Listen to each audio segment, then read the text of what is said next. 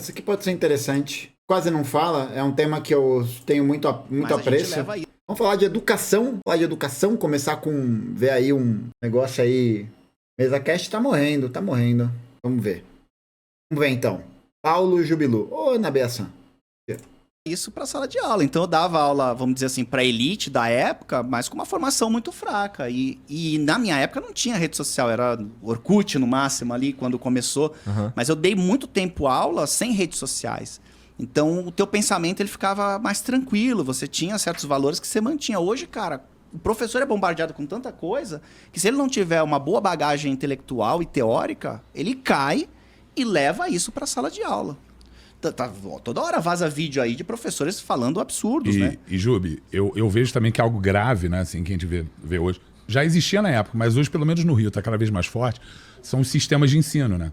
O cara, ele entra e tem ali 50 minutos que ele tem que dar aula de respiração celular. Ah, isso era terrível. E assim, se ele atrasa, meu irmão, já era. Porque toda a rede está dando ali em 50 minutos de respiração celular, o cara já entra correndo, dá do jeito que ele tem que dar, porque na aula que vem já é a fotossíntese. É uma brisa, né? Porque eu, sim, enquanto agora ex-professor, né? Posso dizer com bastante propriedade, essa dinâmica de correria de conteúdo é uma parada real, né?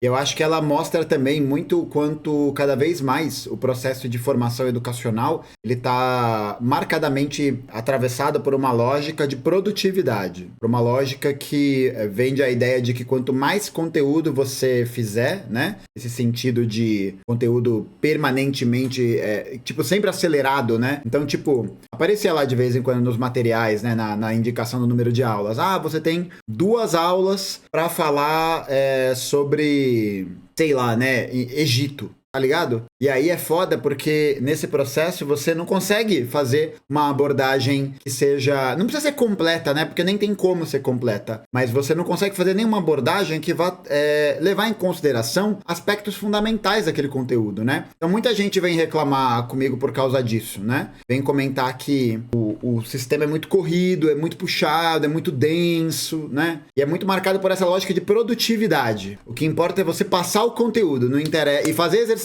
Não é levantar essas discussões, não é promover essa dinâmica. Isso é um retrato também da precarização do trabalho, né? Quando esses sistemas de ensino vão avançando sobre os professores, sobre essa estrutura, nessa lógica produtivista, isso significa impor ao professorado um ritmo de trabalho mais acelerado, mais denso, com menos tempo de descanso. E a gente tem aí a Cogna Educação, por exemplo, que é um dos grandes conglomerados educacionais que comprou a Croton, que era a Somos e que, enfim, virou essa quimera da educação, esse dragão da educação, e que vai controlar a escola, material, que vai controlar a faculdade, que vai controlar um monte de coisa para poder fazer valer esse tipo de dinâmica, né? E aí quando a gente vê, por exemplo, uma política como uma BNCC, né, que fala do desenvolvimento das habilidades e competências, parará, piriri, pororó, a gente não consegue ver o quanto esse tipo de currículo, né, esse tipo de preparo, né, do material, ele acaba levando a uma formação absolutamente genérica e uma genericidade, não sei se a palavra existe, e um tipo de formação genérica que você só atropela, né, você só atropela. Então, tipo, as coisas não ganham uma importância, elas não ganham um certo valor, elas não ganham essa formação de significado. Então, cada vez mais eu acho que a escola, ela não nasceu, né, acho que a gente não pode cair nessa ilusão de que a escola é um instrumento estrutural contra a alienação, né, para formar cidadãos. Não, a escola, ela é uma instituição que nasce para delimitar e para formar um determinado tipo de sujeito em um determinado contexto histórico. A escola, ela é um lugar para poder fomentar, né, a ideologia, para poder fomentar a continuidade de uma certa política. Então, tipo, o que a gente está vendo é um processo cada vez maior da transformação, né, mais aceleradamente da escola e, sobretudo, do trabalho docente nessa precarização. É só você ver quantos professores estão aí largando a profissão, tendo burnout, tendo vários casos de doença, de adoecimento mental, de violência. E aí, ninguém aguenta, né? Ninguém aguenta. E aí o aluno que quer discutir, que quer entender, esquece, cara. Esquece. E cada vez mais você tem essas redes sendo dominando. E aí você até, muitas vezes, cara, você não quer o professor Jubilu, Oda, que discute, que vai problematizar, que vai alfabetizar cientificamente. Não. Você quer o professor que dê aquele conteúdo naquele tempo para o aluno reclamar. Mas, Oda, Por que na terra do Freire o analfabetismo não é zerado? Ué, porque por mais que a gente esteja falando da terra do Paulo Freire, né, e o Paulo Freire, ainda pensando numa perspectiva educacional, ele tem alguns alinhamentos que não tem concordância total da galera da esquerda. Existe muito uma espetacularização do pensamento freiriano, né, isso é real. Muita gente que baba muito Paulo Freire por numa leitura que não é exatamente a que o Paulo Freire fazia, tá ligado? Tem muito. Mas é isso, né? Não importa que aqui seja a terra do Paulo Freire. Porque é isso, o Paulo Freire desenvolveu um tipo de... Não vou dizer método, porque é muito esquisito, né? Falar método, mas um tipo de filosofia educacional que não necessariamente vai ser atendida, né? Porque ela justamente faz o contraponto a uma ideia de ideologia dominante. Tipo, eu acho que tem... E aquele negócio, não significa a gente desresponsabilizar o professor daquele lugar, né? É um negócio que eu troco muita ideia com o Eribaldo. Inclusive, vocês não conheçam o canal do Eribaldo, tá? Jô, bota o canal do Eribaldo aqui, na lateralzinha aqui, por favor. Mas eu e o Eri, a gente já trocou muita ideia sobre isso, né? De como existe um elemento de responsabilidade total, né? Existe, na verdade, um elemento da totalidade das condições materiais. E conforme a gente vai sendo massacrado, né? Vai sendo ali, não tem uma... E aí é muito foda, né? Porque uma formação cada vez mais rasa, uma formação cada vez mais au passant, uma formação que não discute, que não debate, que não dá tempo, né? Por quê? Porque as faculdades privadas, sobretudo, né? Que são o maior reduto de entrada de estudantes para poder fazer a formação de ensino superior e virarem professores, são faculdades que são muitas vezes controladas por esses grupos, que vão seguir essa lógica, né? De entochar conteúdo, entochar bem entre aspas, né? Porque você vai lá, entocha conteúdo, aí você forma um mau profissional. Muitas vezes, né? Você forma um profissional que não vai ter ali a forma de como lidar com os conflitos, né? De como ele vai lidar com as questões de sala de aula, com essas dificuldades, com os planejamentos, etc, etc, etc. Então eu acho que essa é uma questão muito sistemática, né? Uma questão que envolve diretamente a necessidade de uma reforma total no sistema educacional, né? A começar pelo fim do vestibular, pela nacionalização de todas as universidades privadas. Mas isso não vai acontecer. Não vai acontecer porque os barões da educação são muito poderosos, né? Vide aí as aproximações que o atual MEC tem com o senhor Jorge Paulo Lemann, né? Da Somos, do grupo, do movimento Todos pela Educação. Tem um livro muito bom sobre isso, que é um livro chamado A Crise na Educação, a Ofensiva Burguesa, a Ofensiva Burguesa, do Caio Andrade. É muito bom, muito, muito bom. Eu recomendo muito, é da editora Lutas Anticapital. Como é que tá o aluno hoje, cara? O aluno, você falou aí, por exemplo, do aluno que essa eu quero ver. Alguma coisa e tal. Dessa fase do Igor de chapéu. A gente tá com uma safra maneira de Safra. pessoas querendo saber. Bom, o consenso entre os professores é que a pandemia deu uma zoada na cabeça de todo mundo. Tá. E aí a zoada, sabe, Igor, é até no nível do aluno esquecer de como se comportar em sala. Esquece que tem que levantar a mão, pedir pra sair. Uhum. Não, sério, de relacionamento humano mesmo. Acho que isso foi com todo mundo e isso se refletiu em sala de aula. Verdade. E é uma brisa, né? Porque a pandemia passou, esse evento cataclísmico, né? Tava conversando outro dia, é o apocalipse, mano. A gente sobreviveu ao apocalipse. É isso, tá ligado? A gente sobreviveu a um evento apocalíptico, né? Apocalíptico no sentido do termo comum, né? Do conhecimento geral. E a gente parou, a gente tá começando a entender agora os impactos disso. Na nossa socialização, na nossa forma de comunicar com as outras pessoas. Mano, eu posso dizer categoricamente, se um dia, é que agora não vai mais acontecer porque eu saí da escola, pelo menos por enquanto, né? Mas se na época da pandemia, né, quando a gente tava ainda nesse processo de saída, de readaptação, se fechasse de novo, eu teria saído.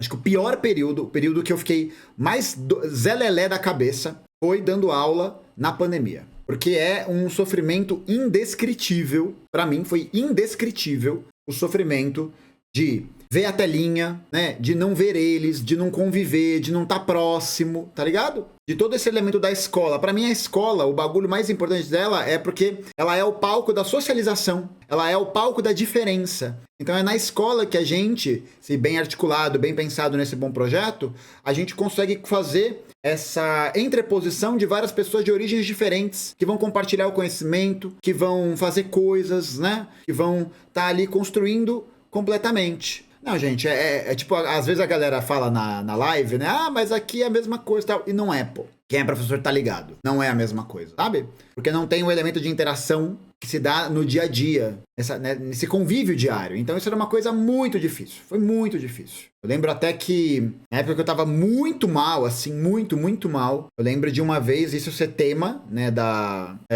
terapia, né, isso ser tema da minha análise, que foi um dia de eu ter, de pensar, pô, eu tenho a sensação e eu tô dando aula pra lápides. Porque, tipo, o que era? Era eu falando, um materialzinho ali, um PowerPoint, uma atividade, e aquele silêncio. Porque cada quadradinho do Google Meet tinha o nome deles. Eu entrei nessa pira, velho. Não, assim, muito foda. E isso prejudicou muito a socialização das crianças. Muito, muito, muito. Vocês não têm noção. Pra quem não é do meio escolar, a galera acha que foi grave. Vocês não têm ideia do quão grave foi. Quão grave ainda é. Então a gente sentiu muito com a volta das aulas isso. Agora vem melhorando e eu sou meio que o ponto fora da curva, que eu acho que lá no Pedro II, na escola particular que eu trabalho também, cara, a gente tá com safras boas, porque aluno é meio igual a vinho mesmo, sabe? Naquele ano tem aquela safra assim, essa safra tá bacana, aquela outra já tá com mais problema. Mas esse ano, cara, a gente vê... Eu não gosto muito dessa ideia de safra de aluno, né? Gosto muito não. Gosto de fazer essa avaliação de os alunos são bons ou não, dependendo de um critério de aproveitamento. Não acho que isso seja bom, não. Acho que... eu acho ruim, sabe? Acho que não é na má intenção, não é na sacanagem, né? Mas eu acho que é um tipo de termo, um tipo de posicionamento que a gente tá habituado a reproduzir, né? E olha só que louco, é encarar o aluno, o pensamento corrente dominante é esse, encarar o estudante como um produto a ser valorizado e que vai depender de cada tempo. Claro que tem salas que vão ter alunos que vão conseguir fazer um aproveitamento acadêmico melhor, mas eu acho que é preciso entender qual que é a complexidade em torno daquilo, né? Qual que é a complexidade em torno da formação daquela turma, tá ligado? Mais ou menos, eu diria 80% dos alunos interessados, querendo, correndo atrás, pelo menos essa é a minha realidade em sala de aula e que tá me deixando bastante feliz de poder tá retomando aí um trabalho de mais qualidade, de questionamento e desenvolvimento desse aluno. Como é que tá a questão da atenção deles? Pô, eu acho um negócio curioso. É um pensamento muito corrente também no professorado, né? Acho que por conta das condições de trabalho, do hábito, da má formação, às vezes da formação insuficiente e tal. Mas, pô, os alunos que eu tive as melhores relações, as que eu mais aprendi, as que mais me marcaram, foi com os alunos supostamente desinteressados. Supostamente problema. Eu acho que é muito interessante. É muito interessante para mim, enquanto professor, ter observado que é justamente essa disposição de energia, essas questões candentes, o fundão, exatamente. O fundão das turmas é maravilhoso. Eu acho incrível. Porque, gente, nada se constrói no silêncio. Nada. Nada se cria sem a atividade permanente. Nada se cria sem o caos, tá ligado? Eu sou um professor que eu sempre gostei da bagunça. Claro, né? Em níveis de com parcimônia. Mas isso é uma brisa, né? Porque eu nunca tive problema de indisciplina. Nunca tive um problema de aluno muito, muito cuzão, gente muito chata, tal. E também porque eu acabo levando por um lado, particularmente, que eu acho, que mano, é igual pensar, tipo, com as pessoas que estão no canal, tal. Mano, tem que ter paciência, velho. Tem que ter carinho pra escutar. Tem que entender que o tipo de questionamento, o tipo de conflito que pode eventualmente existir, não é sobre você, sabe? Não é pessoal. Ninguém tem nada contra você. É que existe uma representação daquilo que é negativo, daquilo que é ruim. Então acho que é isso, é ter essa paciência, tal, e avaliar, né? Porque, pô, é muito fácil pro professor virar e falar: o aluno não quer, não tá afim, eu vou lavar minhas mãos. É uma solução que é muitas vezes colocada, empreendida, exatamente pelo ritmo de trabalho, tá ligado? Pela precarização, pelo número de turmas, pelo volume de conteúdo que tem que passar. Então toda essa pressão faz com que, muitas vezes, o professor pegue essa pressão externa, essa pressão da vida econômica, e imprima no estudante, tá ligado? É um sistema de opressão, né, de escada. Porque o professor é pressionado de cima, depois ele é pressionado embaixo, depois ele pressiona o aluno, tá ligado? E é um ciclo permanente, pô. É um ciclo permanente de desvalorização, é um ciclo permanente de incompreensão, é um ciclo permanente. Na sala de aula. Porque eu acho hoje que essa questão dos vídeos de 1 minuto vem realmente acabando com a atenção das pessoas. E quando é no cérebro jovem, que consomem muito isso, Tipo, pô, gente... Cara, esses dias eu entrei no TikTok, cara, eu fiquei 2h30 naquele troço. Meu irmão, se tu deixar, cara, eu só ele saí... sabe o que você quer, cara. Exato, eu só saí quando acabou a bateria do celular. Aí eu falei, cara, esse negócio é perigoso. Eu não uso TikTok, mas vamos lá, no Instagram... Não abro mais. Não abro mais depois desse dia. Mas o Instagram é a mesma coisa. Quando você entrar ali na parte dos videozinhos, você vai embora também. Outro dia eu fiquei vendo, sem querer, cara, bagulho de cravo. Os caras tirando uns cravão. Pô, eu já fiquei nessa aí também. Pô, eu nunca usei o TikTok. O História Cabeluda tem o TikTok. Inclusive, eu preciso voltar a postar lá. Tem vários reels que eu tô guardado aqui no celular que eu não postei lá. Mas eu nunca entrei no TikTok porque teve uma vez... A primeira vez que eu fui entrar, ele pergunta quais são seus interesses, né? Eu coloquei, eu tenho muito interesse por vídeos de saúde. Né? Eu gosto muito de saúde, de educação física, de esportes, dessas coisas. E aí, cara, quando eu abri, eu vi um videozinho engraçado, eu passei pro próximo. Cara, o próximo era uma mulher tirando uma unha encravada, que era do tamanho de uma lâmina otomana. Sério. A unha encravada que ela tirou do dedo do pé do cara era do tamanho de uma cimitarra egípcia. Cara, foi uma das coisas mais aterrorizantes que eu vi na vida. Eu fiquei traumatizado. Eu não consegui. Falei, é isso que o TikTok me oferece? Eu vou embora daqui. TikTok, leia livros.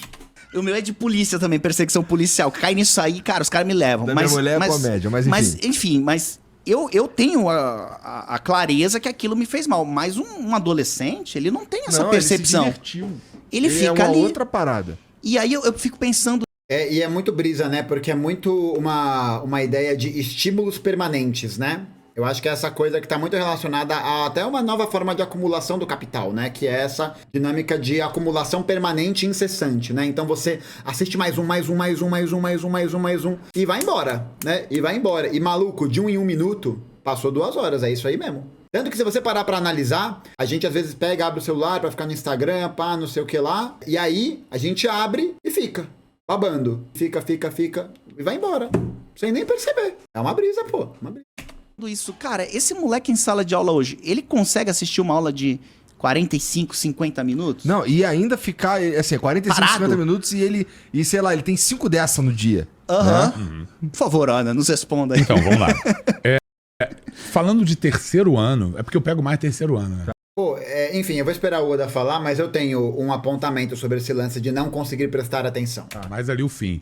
A galera ela já amadureceu, mas eu acho que ela amadurece justamente ali, do segundo pro terceiro, e com a pressão de que vai ter o Enem, de que vai ter o vestibular, então tu tem que tomar vergonha na cara e tem que correr atrás mesmo. Mas se não tivesse a pressão, acho que não rolaria. Mas esse ano eu tenho uma turma de primeiro ano e uma de segundo. Cara, a de primeiro é complicada, assim. É de entrar, querer pegar o celular, guarda o celular e vira pro lado, não sei o que, ai que saco de aula. E eu ainda dou o último tempo do dia. E teve uma vez, cara, que numa turma dessa, assim, de primeiro ano, o pessoal, cara, tocando zaralho. Eu falei, não, cara. Eu sempre amei ensino médio. Sempre adorei as turmas de ensino médio. Sempre gostei de todas as turmas, né? Sempre tive boas experiências. Eu já dei aula do 6º ao 3º ano do ensino médio. E eu adoro ensino médio.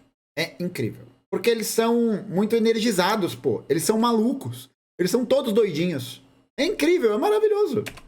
Sabe o seguinte, vamos pegar o celular e aí vamos usar aí um aplicativo de pergunta que... Não vou dar aula não, vou botar as perguntas aqui e você vai respondendo. Todo mundo na mesma hora. Caraca, professor, demorou. Aí pego o celular e tô respondendo, tô ganhando. Ou seja, eu acho que ele já tem essa necessidade mesmo de pegar o celular, de pegar ali um tablet, entendeu? De gamificar, de fazer alguma coisa diferente. E qual a abertura que tu tem pra usar esse tipo de... Mas é uma brisa, né? Porque eu acho que não é isso que causa a desatenção dos alunos. Não acho que seja o celular. Eu acho que ele piorou, tá ligado? Eu acho que ele piorou algo que já existia. Mas para aí pra pensar, na sua época que você que tá assistindo, você fazia o quê? Aquele bagulhinho lá de ver com quem você... Qual vai ser a cor da sua casa, com quem você vai namorar, tá ligado? Jogar stop... Jogar bolinha de papel no amigo, arrumar briga no recreio, jogar bola, enfim.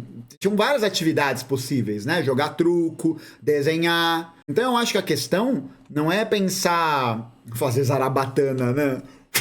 Mas acho... Tazo. Agora a galera... Não, pronto. Agora o chat vai à loucura, né? Vou até ativar o chat aqui na telinha pro pessoal aí ficar assistindo o que os outros faziam. Desenhar anime no topo da folha. Cara, pegar e, destacar a página de adesivo do caderno com aquele pensamento de eu vou guardar pra utilizar bem um dia. E você nunca mais usou. Matar aula é foda. Jogar Mario Kart, Zarbatana, jogar D&D no canto da sala. Ok.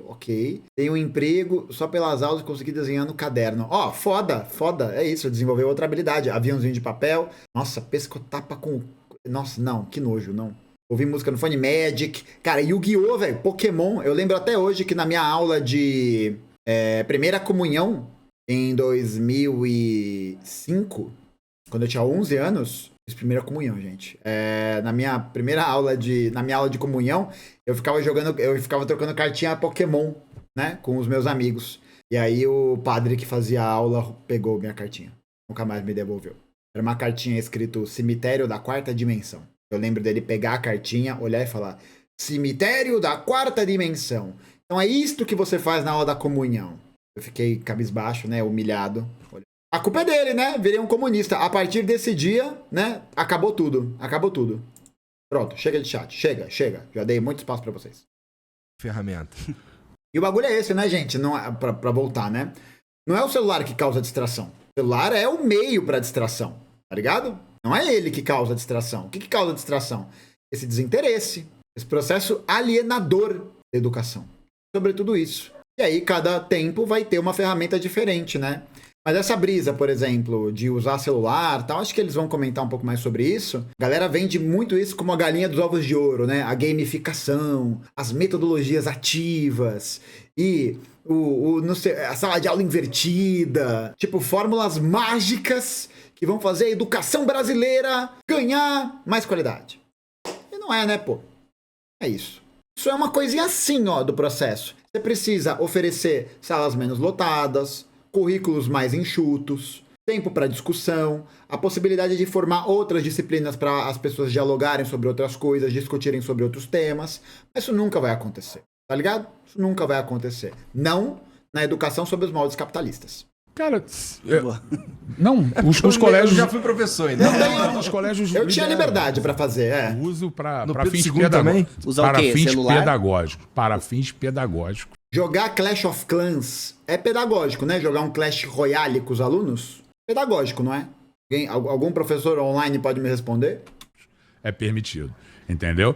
Então, se o aluno tá lá com o celular na mão, vai levar... Tem uma lei no Rio que proíbe o uso de celular em sala de aula. Sim. Tem essa lei. Mas para fins pedagógicos, tá liberado. Mas aí pode mesmo. Brincadeiras à parte, pode mesmo, né? Depende de como você vai fazer a releitura daquilo. Pô, contar uma breve anedota. Já tô falando pra caralho, mas é isso aí. Eu gosto muito de falar de escola.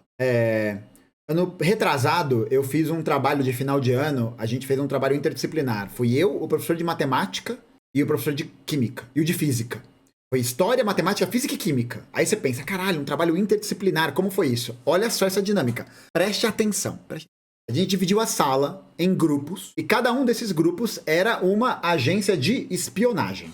Presta atenção. Cada um desses grupos era uma agência de espionagem, que precisavam resolver enigmas relacionados ao conteúdo ou relacionados a outras coisas, né? Muitas vezes eram discussões, mas era basicamente conteúdo. Exatamente. Eu tava treinando futuros agentes da ABIN. E aí, eles tinham que resolver vários enigmas de matemática, de física e tal. E aí, eles chegavam num formulário, né, num formulário Google, e eles precisavam desvendar um enigma através de uma quebra de código. Eles tinham que identificar um padrão. E aí, era tipo um lance de encontrar uma arma química, sabe? Era um negócio desse. Era tipo, desbloquear um acesso a uma arma nuclear, a uma arma química e tal. E aí eles receberam, olha só, a brisa era de fazer um trabalho interdisciplinar de conteúdo, mas também tinha um debate ético. Qual que era esse debate? Eles precisavam pegar aquela arma para levar pro seu país, tá ligado? Então era meio que uma arma desenvolvida secretamente num bunker, blá blá blá blá blá. E eles precisavam pegar essa arma pra levar pro país. Essa era a missão. Era essa a missão deles. Só que, quando eles desbloqueavam o termo lá para poder acessar o código da arma, aquele código tinha um firewall que, quando ele fosse invadido, que não fosse pelo código-fonte, o código-fonte das urnas eletrônicas, isso ativava a arma. E aí, a única possibilidade de eles levarem a arma junto com eles era se eles desativassem, aliás, era se eles conseguissem puxar, né, esse código, mas no momento que eles puxassem esse código, uma destrava de segurança era ativada e a arma seria utilizada em um lugar aleatório. E aí, qual que era a brisa da discussão? Eles só conseguiam levar a arma se eles ativassem ela. Eles só conseguiam levar o código da arma, só havia essa possibilidade mediante a ativação dela. Caso eles não quisessem ativar a arma, caso eles quisessem evitar a situação do bombardeio em algum lugar, eles precisavam desativar o código. E isso levava o código à sua autodestruição. Ou seja, o que fazer? E aí, na história, a brincadeira, e liberdade poética, né? A brincadeira era de que era a bomba atômica. Era a bomba atômica de Hiroshima e Nagasaki. É claro, né? A liberdade poética de que, enfim, haveria um sistema de lançamento automatizado, etc, né? Pra poder dar o Deus Ex Machina, né? Quantas páginas tinha o manual desse jogo? Nenhuma. A gente explicou em uma página. E é isso que é legal. A gente virou pra molecada e eu acho que é isso que é importante. A gente tem que confiar nas crianças, velho. Tem que confiar neles. A molecada é esperta, velho. Eles sabem das coisas. Eles têm muita capacidade de raciocínio. É que é tudo podado. É que quando eles vão exercer essa criatividade caótica, aí vira e fala, não pode. Sabe? É foda, pô. Eles não são sacanas. Não são. Pode parar. Eles são maravilhosos. Todos eles. Um beijo a todos os alunas e alunos que eu tive aí na vida. Vocês foram parte absolutamente fundamental da minha formação, não só enquanto profissional, mas enquanto pessoa, para poder ter essas análises e percepções. É isso. A docência foi a pedra angular da minha formação. Eu nunca poderei ser grato o suficiente aos alunos, sobretudo. Aos alunos. Deixa muito a tentação pro aluno ali, para ele... Pô, o celular tá ali. Por que eu digo isso? Porque tem, por exemplo, na Inglaterra, nos Estados Unidos, algumas escolas que proibiram realmente o uso de celular. Proibiram. Você não pode levar o celular para a escola. E eles observaram que as notas aumentaram. Que os alunos ficaram mais calmos, que os alunos aprenderam mais. E é louco, né? Que até estudos mostram que justamente a galera do Vale do Silício, né? Assim, exato, querem o ensino mais tradicional. Exato. O ensino mais analógico. Isso, vamos voltar a ser analógicos. Analógico agora é o novo hype do momento. Analógico é o novo digital. Tem que pagar muito caro agora para ser analógico. Mas aí nesse nível, aí vai a experiência do professor. Quer ver uma doideira que eu fazia, e aí é até legal para os outros professores, quem sabe fazer também. E, cara, funcionava loucamente. Eu dava aula numa turma de 9º ano preparatório para o colégio naval. Na época era só menino, cara. Aquela turma de 70, 80 alunos de 9º ano. Então imagina, entrava aquele zaralho. Nossa, que loucura, velho. Nossa. E, cara, aquele zaralho entrava. Aí eu chegava igual um louco, assim. Virava de costas no quadro. E aí batia, ó. Pá. No quadro. Virava e fazia assim.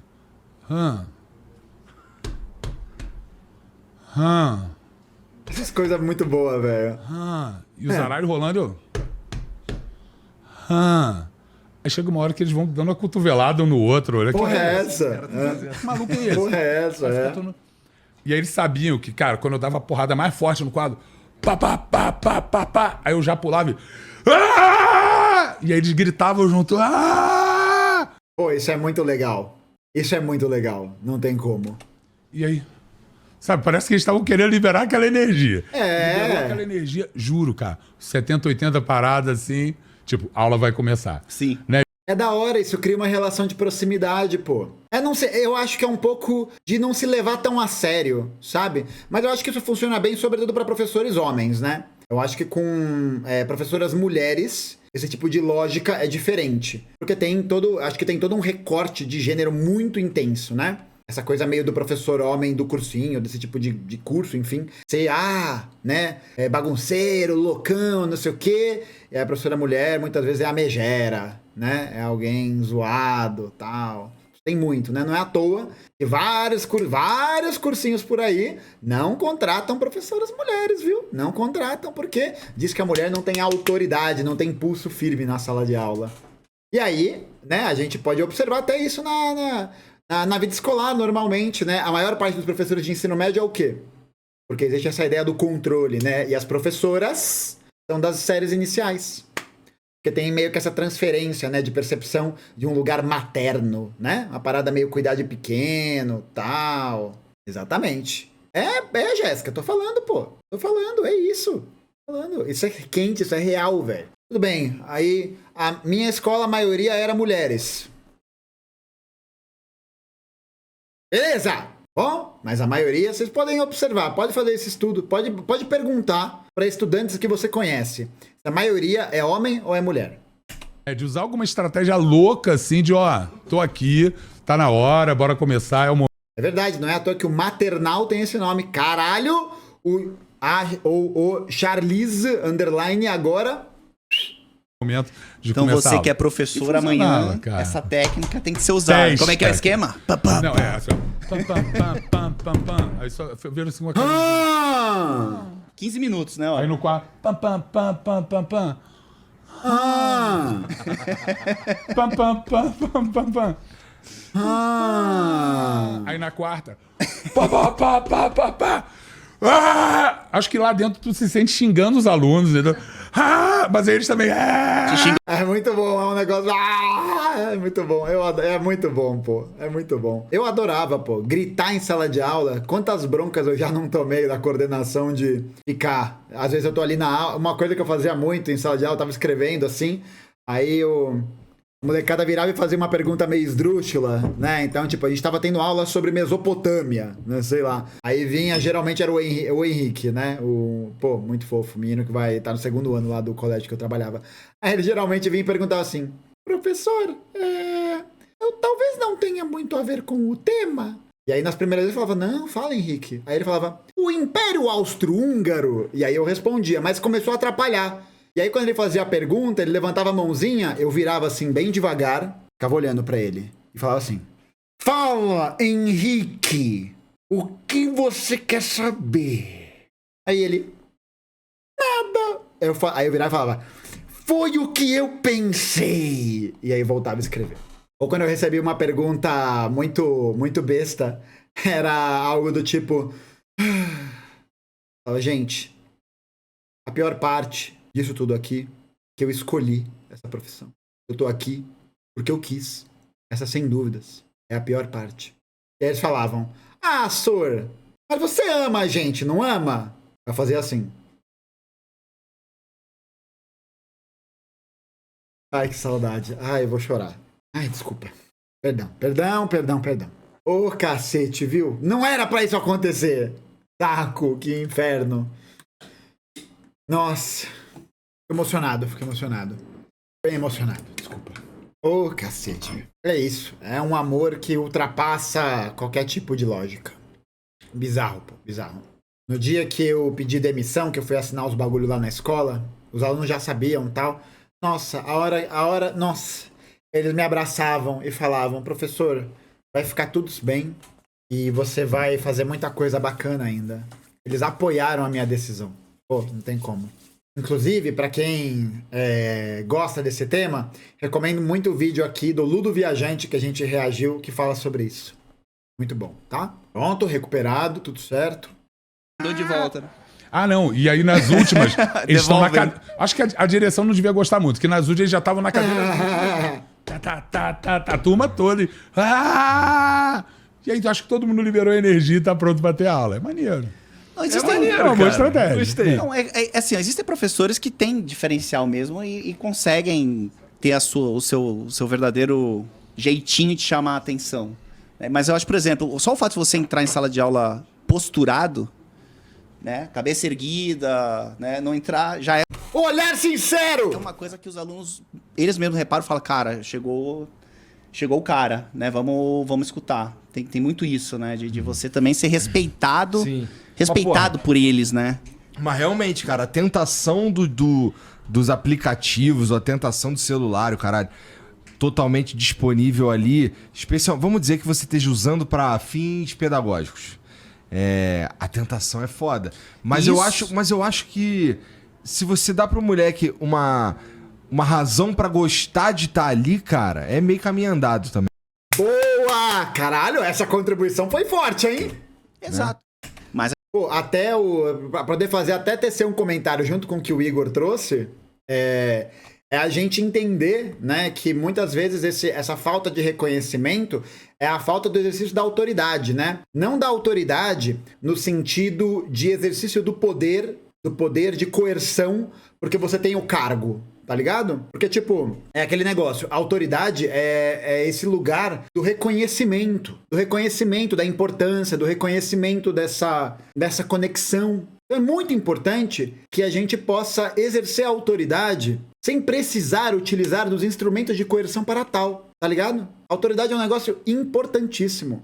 Importantíssimo. Porque condiz exatamente nesse lugar do reconhecimento, sabe? Do respeito. E no caso do professor, é daquele que detém o conhecimento, daquele que tem que ser reconhecido por ser. Por isso que, mano, é isso, né? Exemplo. Tá ligado? Exemplo. O que você faz, né? Essa dica até pra quem é professor, pra quem, enfim, né? Não é uma dica, mas é um compartilhamento de experiência, né? Pra ficar aí. O que você faz diariamente, como você fala com eles, como você os escuta, como você os trata, é imprescindível para criar uma relação de autoridade e de respeito mútuo. Porque quem quer respeito tem que respeitar. Essa é a fita. Quem quer respeito tem que respeitar. Quem quer ser reconhecido tem que reconhecer. Não levar nada pro pessoal, tá ligado? Ninguém tem nada contra você no primeiro momento. Pode ser que tenha, mas aí a nós, professores, né, que tem esse lugar da autoridade, do cargo, cabe a gente se mobilizar em outra direção. E é isso. E é foda, porque é muito difícil. Todas as pressões, né? Do currículo, da pressa, dos exercícios do vestibular, da cobrança. Uma vez eu ouvi de uma coordenadora de que eu não deixava, que eu tomei uma bronca porque eu não deixava os alunos de recuperação. Ó, fica ligeiro. Fica ligeiro, porque ó, os alunos estão todos passando. É porque tinha alguns alunos que iam mal em várias matérias. Aí eles olhavam e falavam, mas só na do Gustavo ele não vai mal? Só na do Gustavo ela não vai mal? Eu falava, ué, talvez ele não esteja escrevendo o que eu imaginaria que seria ideal. Mas será que o que ele tá escrevendo não tem nenhum sentido? Nada? Nada? E não, né? É um absurdo, pô. Olha essa normalização. Puta, que eu já ouvi. Não, ô X-Lag, não, vou dar aqui a bronca pública. Não tem nada a ver com gente ser mal comida. Tem nada a ver com isso. Vou parar. Nada a ver com isso. É uma coisa muito feia de se falar. Muito feia de se falar. Não tem nada a ver com isso. Não tem como pessoalizar esse fenômeno. Pô, feio, né? Bem feio. Não pode. E por quê? É claro, tem que educar o chat. E o negócio é esse, gente. É isso que as pessoas precisam entender. Honestidade, velho. Não ter medo de fazer uma crítica.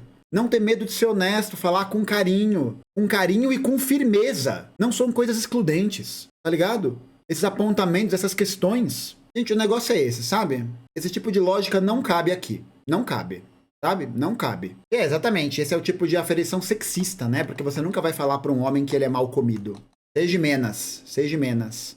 Menos misógino, por favor. Honestidade, firmeza e ternura. Como diria o homem aqui, né? Hay que endurecer, pero sin perder la ternura jamás. Um beijo aí para os alunos, alunas e alunos, e pais e comunidade escolar que assistiram esse corte. Meu coração palpita de saudade.